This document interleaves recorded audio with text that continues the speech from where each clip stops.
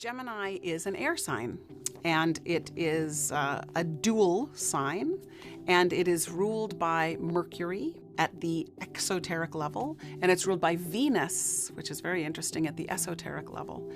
And Gemini has a lot to do with how we think and speak and communicate, and it has a lot to do with interplay and telepathy and bridge building.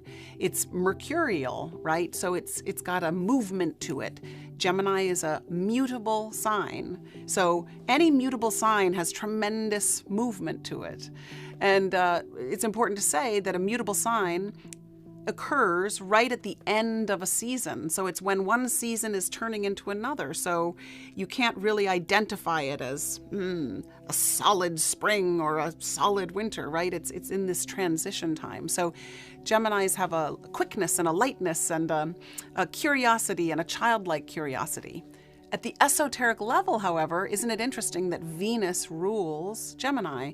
Because Venus wants to fuse the two.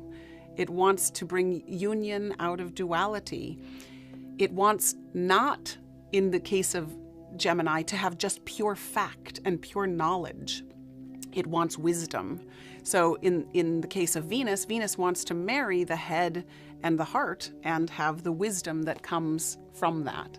So Gemini at its highest level has a tremendous amount to do with this, the wisdom, love wisdom, and that is why, the second ray pours through Gemini. There are three primary spiritual festivals, and the festival of humanity and the festival of goodwill is the Gemini festival.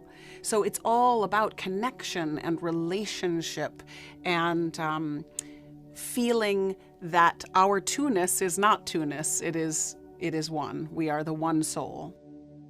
It's a sign where knowledge turns to wisdom.